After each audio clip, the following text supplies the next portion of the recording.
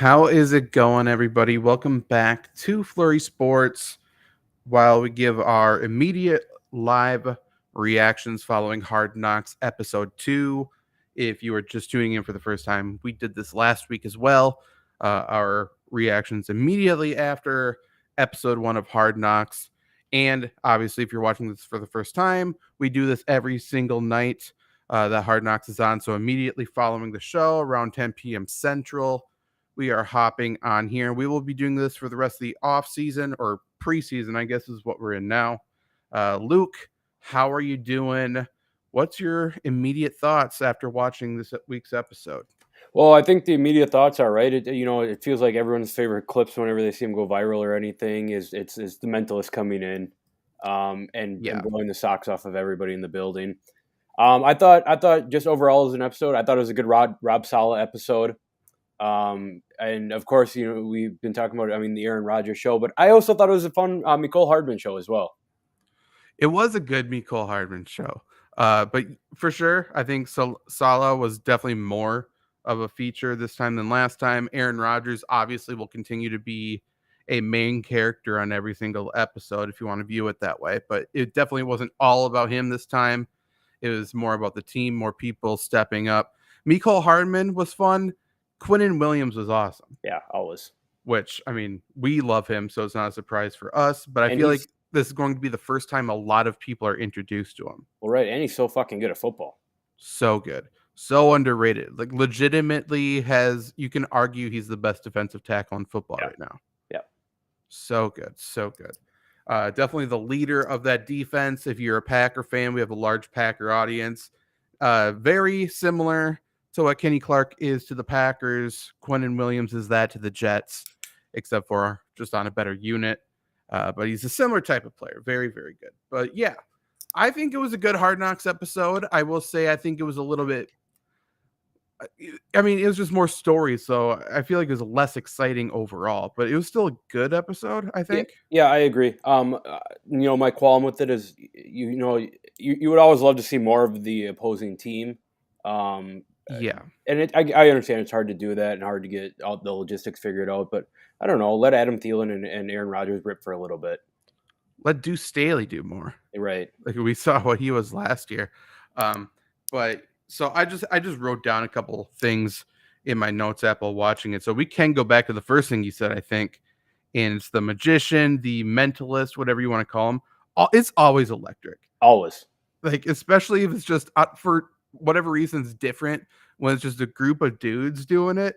It's just, it's fucking wild. I was getting freaked out. Like, well, how was this guy me doing too, man. this? Like, it feels like every single time you see it go viral on Twitter or you see, whatever on the news or whatever, it feels like the next time you see it, the trick is crazier.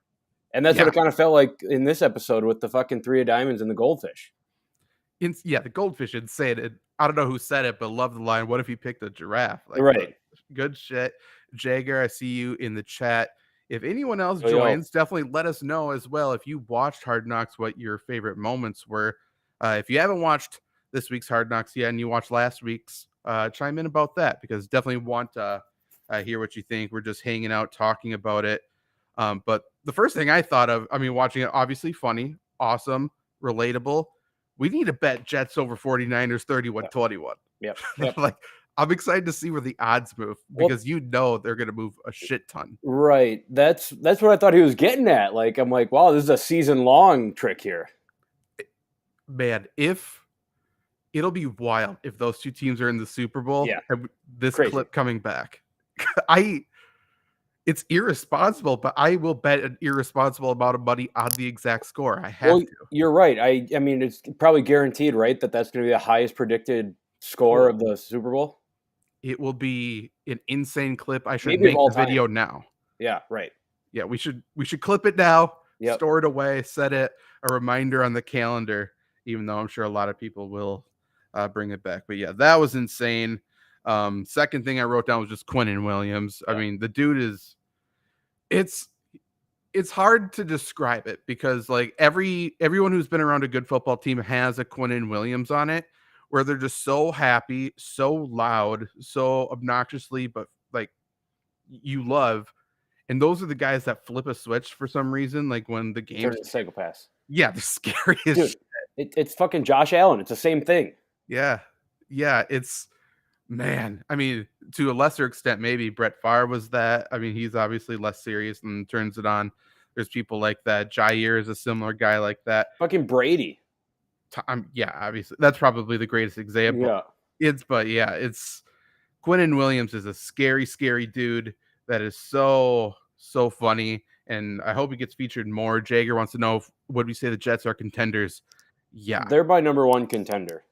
How could you not say that? Like you think about all the weapons on the Jets, and then it's like, oh, and Aaron Rodgers is there now. Mm-hmm. This with Zach Wilson again this year, probably a 9-win team. And then you had Aaron Rodgers. Like we haven't even seen Dalvin Cook there yet, and that's going to be insane. Yep. The Jets. We keep seeing Abanikanda. He looks great. We saw a lot of Michael Carter tonight. He's that team likes Michael Carter a lot. He's a good football player, and he's now the RB3. Yeah, he's a glue guy. He is a glue guy, but then they activate Breece Hall this week off the PUP list. That's an elite running back. They add another elite running back with Dalvin Cook. That's 2 top 10 guys in the NFL immediately just walking into their lineup now. It's scary. It's scary. It's so scary, and they're not done. You know they're not done. This is Aaron Rodgers is building the team he's always wanted to. Yeah. Oh, man, it's going to be funny. But it does feel like this thought popped into my head watching tonight's episode too. It feels like the team that, is going to have growing pains. They're going to click at the right time. They're going to be super good, and they're going to lose in the Super Bowl or something like that. It just feels that way. They're just not going to get it. Like it feels like every Aaron Rodgers team ever. True. Maybe that's the reason. Yeah. It just feels like this is going to be the team that we look at and say what went wrong, but not in like a colossal Cleveland Browns a couple years ago way, but it's just like the team that never was. It's the Utah Jazz of the 90s. It's stuff like that. It's just that's what it feels like. I hope it's not, because I think, we're Packer fans for people who don't know, but I think we're in agreement when we say like we want Aaron Rodgers to get another ring. Yeah, absolutely. Who do we think is winning the AFC East if it wasn't the Jets? It would be the Bills, right? That's the only other one? Probably. All 4 teams I think are good. Although, Tua's getting knocked out, and you know what that means. Mike White season. That's true. I hope it's against the Jets. Agreed.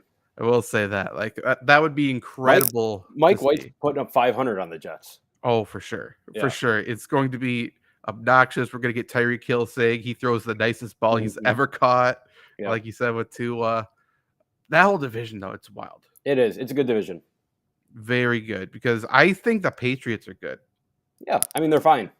Yeah. Yeah. They're not elite, but yeah, I agree.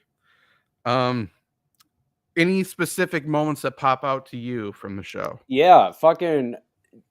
Jermaine Johnson is, got fucking blocked to the ground, and then he comes up bitching about it. Like, maybe if you play your fucking guitar for Kay Adams, this wouldn't have happened.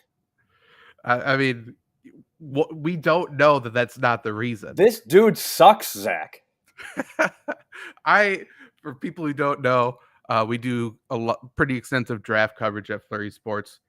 Luke is not a fan of Jermaine Johnson coming up because he has that guitar on his back wall during an interview with Kay. And did she specifically ask him to play it? She did. So he openly refused. I mean, that does kind of sound like a guy who can't perform in the big moments. I don't know. We saw a lot of Will McDonald tonight.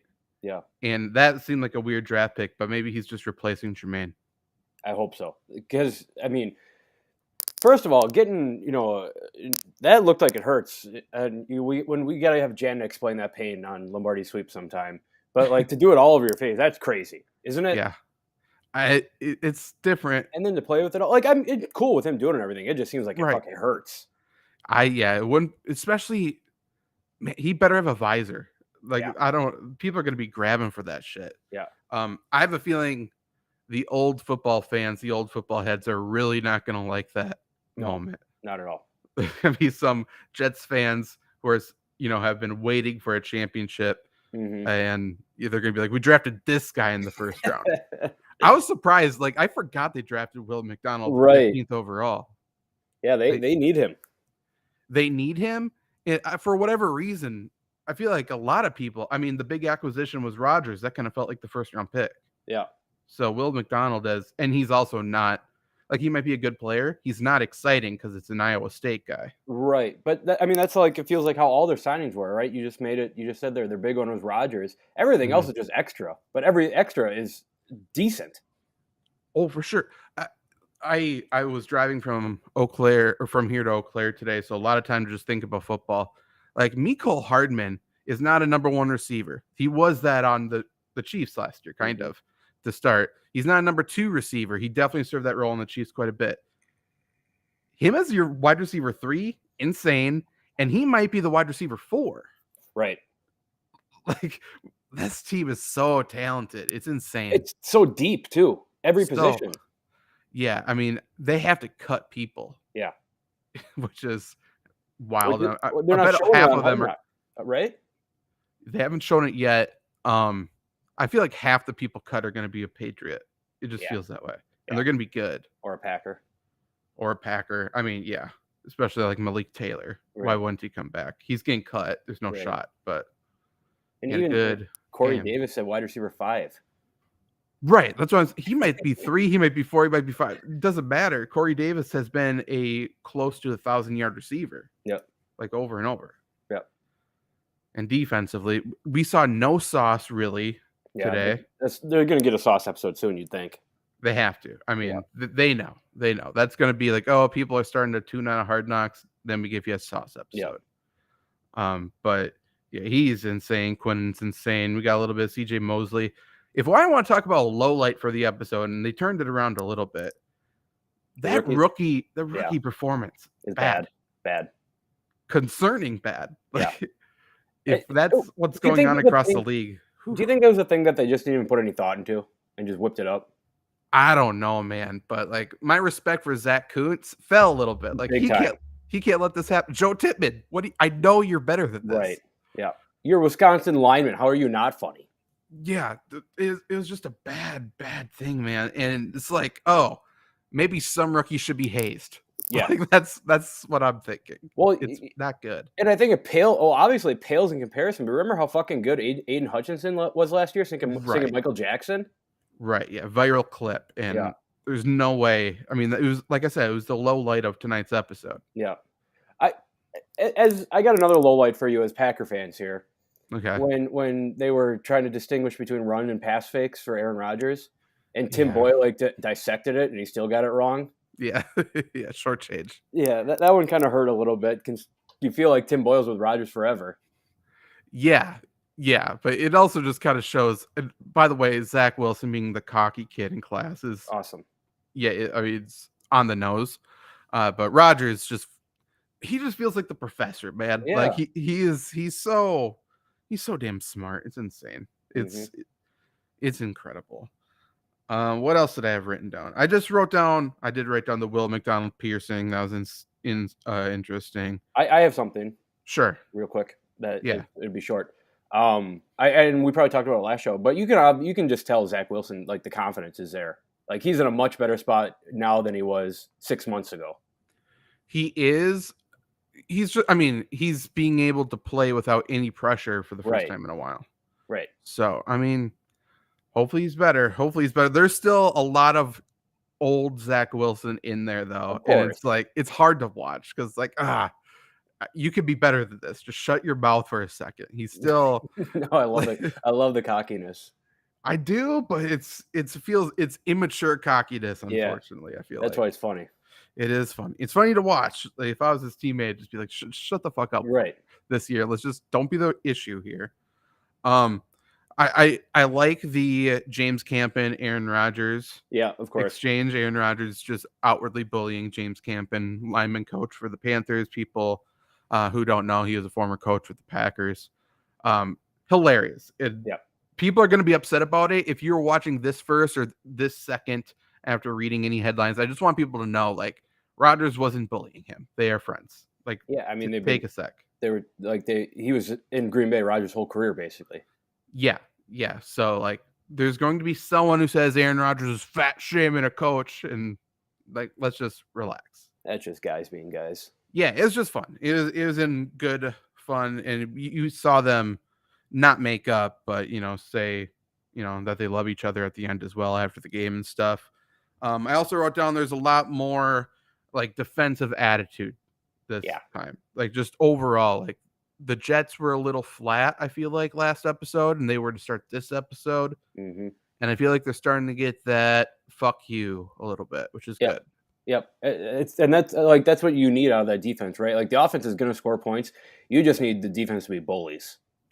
Yeah, they need to play with an arrogance. Like if they play like a 49ers like defense over the past, under Salah, under D'Amico, like that type of thing, they're going to be good.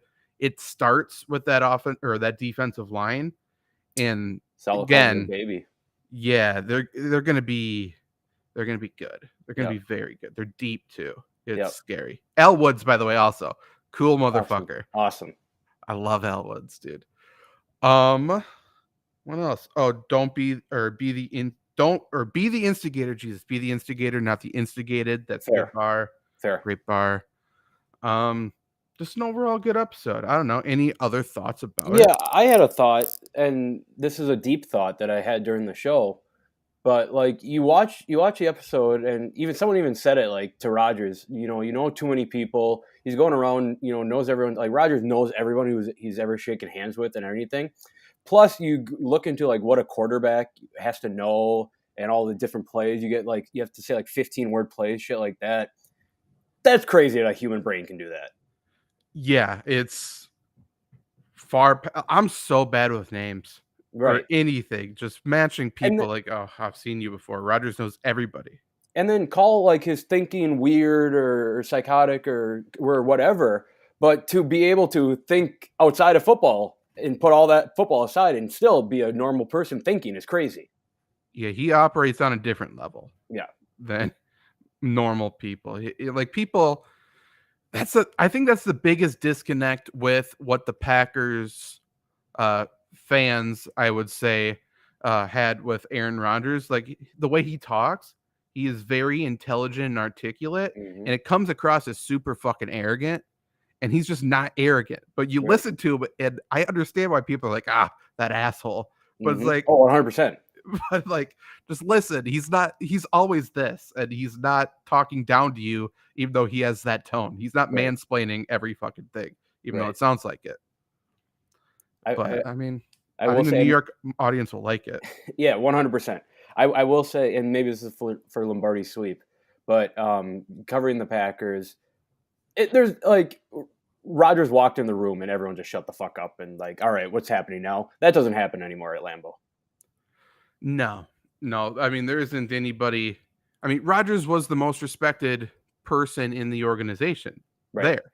Like more than Mark Murphy, more than any other player. He's the longest tenured. He was the leader. Everything he says goes. Yeah. So yeah, it's similar to an NFL owner walking into a room. Jerry Jones.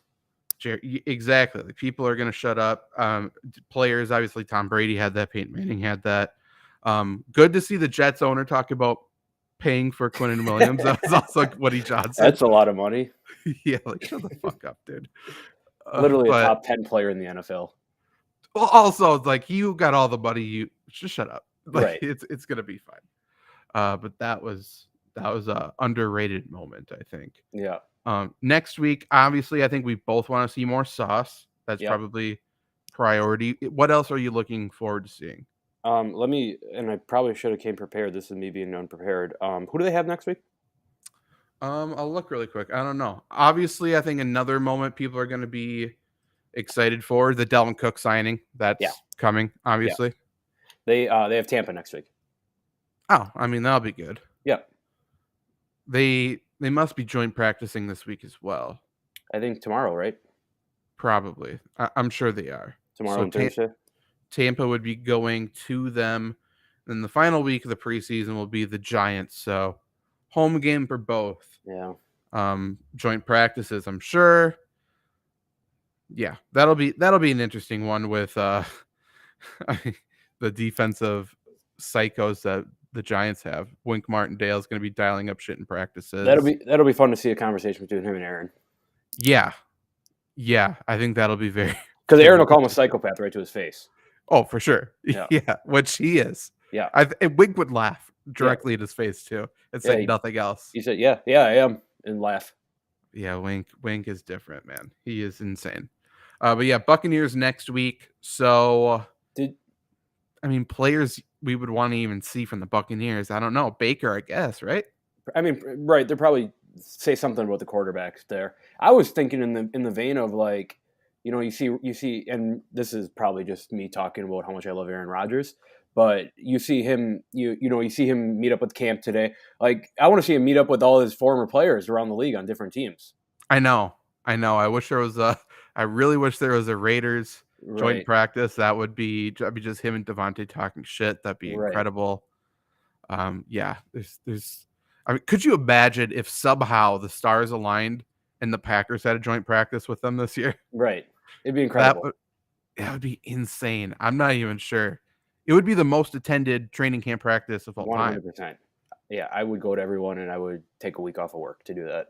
You have to. Yeah. You'd have to. It would have to be Packers family night every day. Yep. Just sell tickets. And Packers would love it. All that money. Yeah, yeah. I had one other thought from the show. Sure.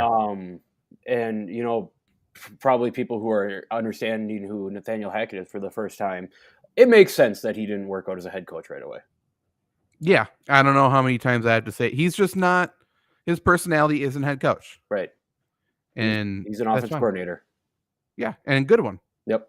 He's a very good one. And I hope he doesn't take another head coaching, gig and ruin his legacy like we're seeing with McDaniels right now. Right. With the Raiders. Like, McDaniels also good coordinator. Yep. Stay in your role. You'll understand your role. Like Wade Phillips, I think is, settled into stuff like that. Like, and Wade Phillips is still a coaching legend. Yep. It's fine. All-timer. Yeah. People almost forget how bad of a head coach he was. Mm-hmm. But yeah, so every single week, FlurrySports channel here, whether it is Facebook, Twitter, YouTube, or Twitch, we will be here immediately following Hard Knocks to go live and talk about what we saw, our feelings about it. So if you want to jump in the live chat, obviously, wherever you are watching, join, subscribe so you don't miss next week, and we will see you then. Bye. Peace.